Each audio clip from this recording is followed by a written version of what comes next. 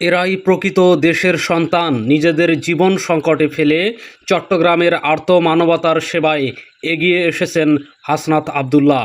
সুপ্রিয় দর্শক, দেশের মূলধারার গণমাধ্যমগুলো যখন এক রহস্যময় নীরবতা পালন করছে, আর শীতাতাপ নিয়ন্ত্রিত কক্ষে বসে থাকা বড় বড় রাজনৈতিক নেতারা যখন কেবল নিজেদের আখের গোছাতে মগ্ন, ঠিক তখনই বুক সমান ঘোলা পানিতে নেমে জীবন বাজি রেখে সাধারণ মানুষের পাশে দাঁড়িয়েছেন এই প্রজন্মের একদল অকুতোভয় বীর।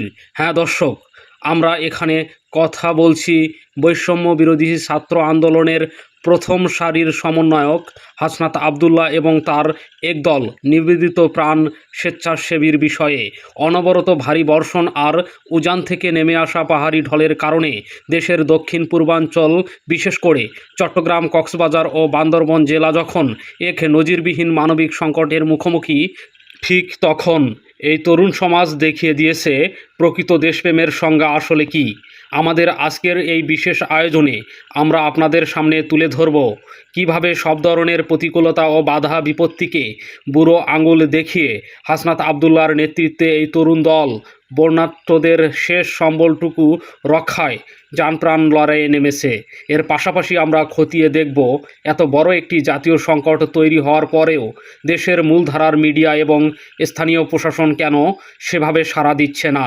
রোমাঞ্চকর ও মানবিক এই লড়াইয়ের পুরো বিষয়গুলো জানতে ভিডিওটির কোনো অংশ না কেটে একদম শেষ পর্যন্ত আমাদের সাথেই থাকুন।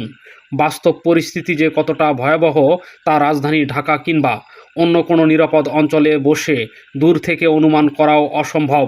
চট্টগ্রামের সাতকানিয়া, বাঁশখালী থেকে শুরু করে বান্দরবনের বিস্তীর্ণ জনপদ এখন এক বিশাল ও ভয়ঙ্কর জলমহলে পরিণত হয়েছে।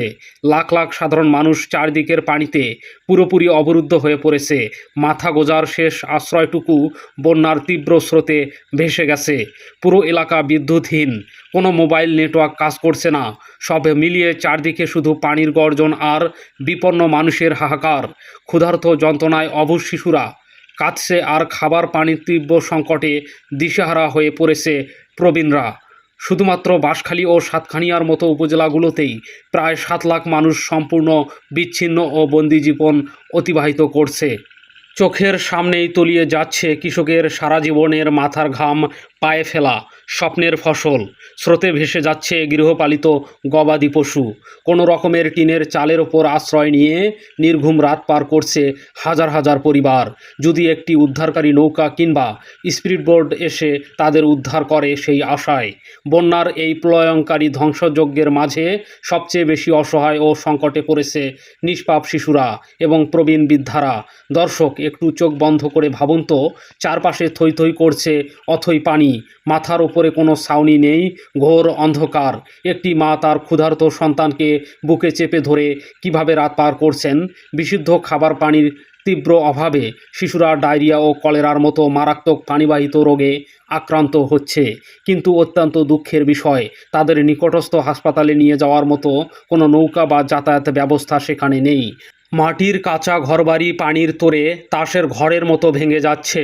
চোখের সামনে নিজের সারা জীবনের তিল তিল করে জমানো সংসার ও স্বপ্ন পানির নিচে বিলীন হতে দেখে অঝরে কাঁদছেন অসহায় মানুষগুলো।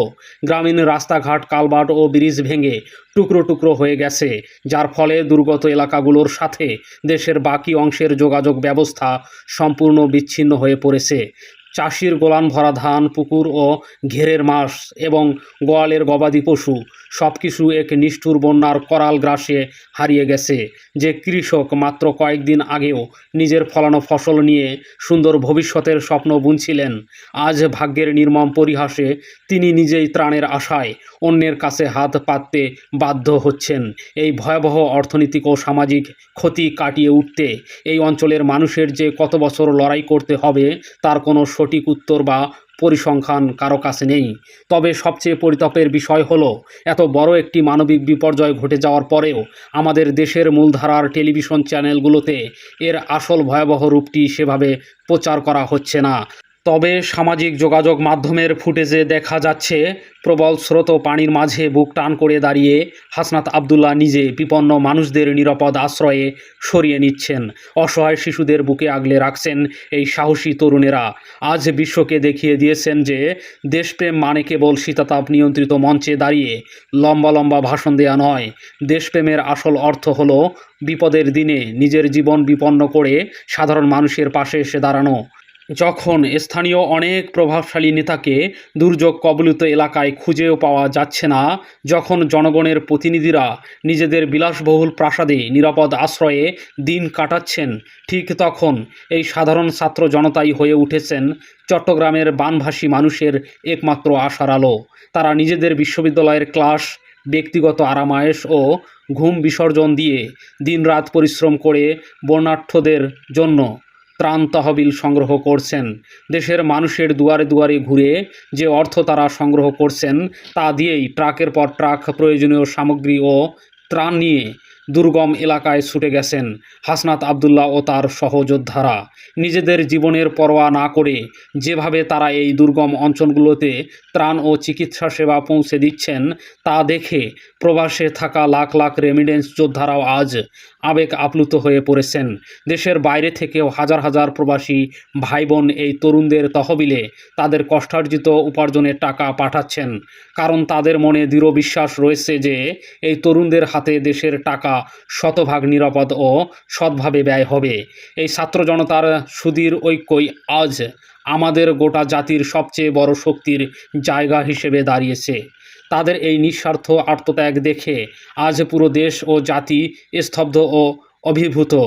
এখন অনেকেই প্রশ্ন তুলতে শুরু করেছেন, যেখানে রাষ্ট্রের সমস্ত সুযোগ সুবিধা ও অর্থ লজিস্টিক নিয়েও স্থানীয় প্রশাসন উদ্ধার কাজে ব্যর্থ হচ্ছে, সেখানে মাত্র কয়েকজন সাধারণ তরুণ কিভাবে এত বড় সুশৃঙ্খল একটি উদ্ধার অভিযান পরিচালনা করছে? এর উত্তর আসলে একটাই, আর তা হলো তাদের হৃদয়ে রয়েছে দেশের প্রতি এক অকৃত্রিম ও নিঃস্বার্থ ভালোবাসা। সরকার দুর্গত মানুষদের সহায়তায় যে পরিমাণ সরকারি বরাদ্দ দিয়েছে তা এই বিপুল ক্ষয়ক্ষতির তুলনায় মহাসমুদ্রে এক ফোঁটা পানির মতোই নগণ্য। 10 লক্ষাধিক ক্ষতিগ্রস্ত মানুষের বিপরীতে এই সামান্য ত্রাণ বিতরণ যেন দুর্গত অসহায় মানুষদের সাথে এক ধরনের উপহাস। অনেক দুর্গম ও প্রান্তিক ইউনিয়নে এখনও পর্যন্ত সরকারি ত্রাণের একটি দানাও পৌঁছায়নি। মানুষ যখন বাঁচার জন্য তীব্র আকুতি জানাচ্ছে, তখন সরকারি কর্মকর্তাদের কেবল লোক দেখানো ফটো সেশনে ব্যস্ত থাকতেই দেখা যাচ্ছে। এর ওপর দেশের আবহাওয়া অধিদপ্তর থেকে এসেছে আরও এক চরম দুঃসংবাদ। বঙ্গোপসাগরে তৈরি হওয়া গভীর লঘুচাপের প্রভাবে এই বন্যা পরিস্থিতি আগামী দিনগুলোতেও আরও ভয়াবহ রূপ ধারণ করতে পারে বলে আশঙ্কা করা হচ্ছে। শুধু চট্টগ্রাম অঞ্চলেই নয়, হবিগঞ্জ, সিলেট, সুনামগঞ্জ সহ দেশের উত্তরাঞ্চলের এক বিস্তীর্ণ এলাকাও নতুন করে প্লাবিত হওয়ার চরম ঝুঁকিতে রয়েছে। বন্যা পরবর্তী পরিস্থিতি যে আরও কতটা ভয়ঙ্কর হতে যাচ্ছে তা ভাবলেই শিউরে উঠতে হয়। চারপাশ থেকে পানি নেমে যাওয়ার সাথে সাথেই পানিবাহিত রোগগুলো মহামারী আকারে ছড়িয়ে পড়তে পারে। ডায়রিয়া ও কলেরার মতো প্রাণঘাতী রোগে আক্রান্ত হয়ে সঠিক চিকিৎসার অভাবে বহু মানুষের জানমালের ক্ষতি হওয়ার আশঙ্কা দেখা দিয়েছে। বিশুদ্ধ খাবার পানি ও জীবন রক্ষাকারী ওষুধের যে তীব্র সংকট তৈরি হয়েছে তা যদি এখনই রাষ্ট্রীয় পর্যায়ে মোকাবেলা না করা যায় তবে লাশের মিছিল দীর্ঘ থেকে আরও দীর্ঘতর হবে।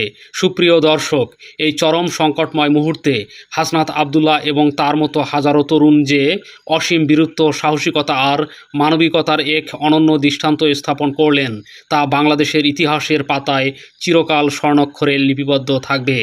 এরাই আমাদের আগামীর সমৃদ্ধ বাংলাদেশ। এরাই প্রকৃত অর্থেই দেশের আসল দেশপ্রেমিক। এখন সময় এসেছে কোনো দলমত বা রাজনৈতিক ভেদাভেদ না রেখে সবাইকে একসাথে একতাবদ্ধ হয়ে এই বিপন্ন মানুষের পাশে গিয়ে দাঁড়ানোর। সরকারের পাশাপাশি দেশের প্রতিটি বিত্তবান ও সামর্থ্যবান মানুষের নৈতিক দায়িত্ব হলো হাসনাত আবদুল্লাহদের এই মহৎ উদ্যোগে সামিল হওয়া। প্রিয় দর্শক, জীবন বাজি রেখে হাসনাত আবদুল্লাহদের এই চলমান ত্রাণ ও উদ্ধার কার্যক্রমকে আপনি কিভাবে মূল্যায়ন করছেন? দেশের এই কঠিন ক্লান্তিকালে তরুণদের এই বলিষ্ঠ নেতৃত্ব কি প্রমাণ করে না যে আমাদের বাংলাদেশ এখনও একটি নিরাপদ ও সঠিক হাতেই রয়েছে?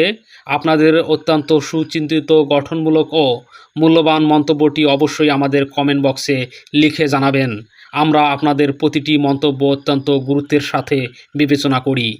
ভিডিওটি সামাজিক যোগাযোগ মাধ্যমে বেশি বেশি শেয়ার করে চট্টগ্রামের এই ভয়াবহ মানবিক বিপর্যয়ের চিত্র এবং তরুণদের এই বীরত্বের গল্প পুরো বিশ্বের দরবারে পৌঁছে দিন। এমন আরও তথ্যবহুল, সত্য, নিরপেক্ষ ও বস্তুনিষ্ঠ সংবাদ সবার আগে উপভোগ করতে আমাদের চ্যানেলটি এখনই সাবস্ক্রাইব করুন এবং পাশে থাকা বেল আইকনটিতে ক্লিক করে আমাদের সাথে থাকুন। সর্বদা সত্যের পক্ষে থাকুন, মানবতার পাশে থাকুন। দেখা হবে পরবর্তীতে কোনো ভিডিওতে। আল্লাহ হাফেজ।